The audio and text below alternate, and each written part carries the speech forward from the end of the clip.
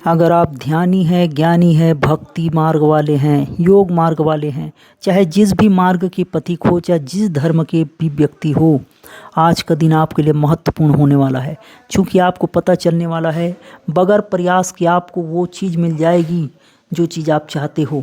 अगर आप आशीर्वाद चाहते हो, गुरु की पूरा ज्ञान चाहते हो, दैविक सिद्धियाँ चाहते हो, तो इस दिन जिसे गुरु पूनम का दिन कहते हैं, सिर्फ आपको झुक जानी है। आपके जीवन में अभूतपूर्व परिवर्तन आएगा अगर आप झुकना सीख जाओ। और वो दिन होता है गुरु पूनम का। गुरु पूनम का दिन का विशेष महत्व है, कारण इसी दिन ऋषि पराशर के पुत्र वेद व्यास जी का जन्म हुआ था। और उनकी याद में यह परंपरा है कि हर शिष्य अपने गुरु को प्रणाम करता है, हर शिष्य अहोभाव से झुकता है। और झुक जाने के कारण गुरु के आशीर्वाद, उनके गुरु का संपूर्ण गुरुओं का आशीर्वाद आपको प्राप्त हो जाएगा। क्योंकि हर गुरु अपने शिष्य को आशीर्वाद देने के लिए इस दिन संकल्पित है। यह परंपरा आदिकाल से चली आ रही है। बस आपको अपने गुरु के निकट झुक जानी है। और अगर आपका गुरु दूर रहता है तो आपको मानसिक पूजा का विधि आपको पता चलेगी। पूरा बने रहें। पहली बात, गुरु पूनम आषाढ़ मास के पूर्णिमा के दिन मनाया जाता है। इसका कारण है वेद व्यास जी का जन्म इसी दिन हुआ था। 18 पुराण की रचयिता है। वेद व्यास जी त्रिकालज्ञ थे।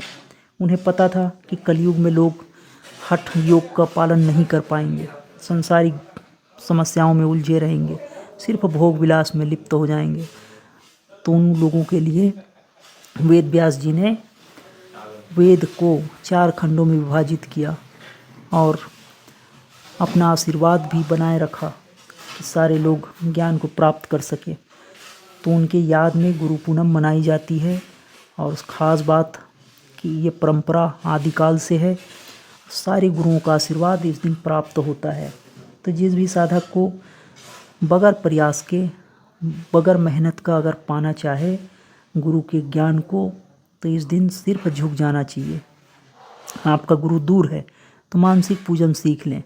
आप इस दिन वेद व्यास जी के चित्र पे या मानसिक विचारों से उनकी पूजन करें। सारे गुरुओं को जिन पर आपकी श्रद्धा है इस दिन पूजन करें। अधिक से अधिक जप करें, अधिक से अधिक आप समर्पण दिखाएं। अगर आपका गुरु जीवित है तो साल में चाहे किसी दिन जाओ ना जाओ, इस दिन तो जाना ही चाहिए। इस दिन तो गुरु की निगाहों में आना ही चाहिए। तो गुरु का पूजन आप सीखें, अपने अहोभाव दिखाएं, चरण पादुका को स्नान कराएं गंगा जल से, दूध से, और चरणामृत आप पान करें, पुष्प चढ़ाएं, मानसिक पूजन करें। अगर आपका गुरु दूर है तो प्रतीक्षा है और आपको प्राप्त हो जाए ये सेवा तो ज़रूर करें। और अंत में यथा योग्य अपना समर्पण देकर, दान दक्षिणा करके आप अपने गुरु का कृतार्थ होएं। क्योंकि आपको सालों साल गुरु ने ज्ञान दिया। एक दिन यही दिन है जिस दिन आप अपने गुरु का आप अहोभाव दिखा सकते हैं। वैसे गुरुओं को कुछ चाहिए नहीं, पर हमें तो चाहिए, क्योंकि हम शिष्य हैं। हम उनके जैसे तो हम हजारों हैं, पर उनके जैसा हमारे पास सिर्फ एक ही होता है। इसलिए हर शिष्यों को अपने गुरु का इस दिन पूजन करना चाहिए। तो ये बात आप याद रखें। 2025 का गुरु पूनम 10 तारीख को है। और इस दिन आप चाहे दूर रहो, चाहे आप बिस्तर पे ही बीमार ही क्यों न रहो, मानसिक पूजन अवश्य करें।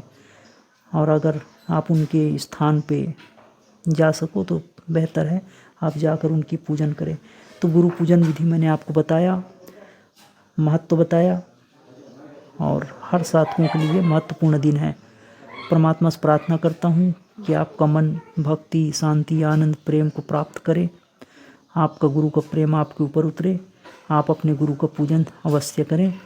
आप जुड़े रहिएगा ताकि मैं सनातन संस्कृति का, योग ध्यान का जितने भी महत्वपूर्ण बातें हैं इसी चैनल पे बताते रहता हूँ।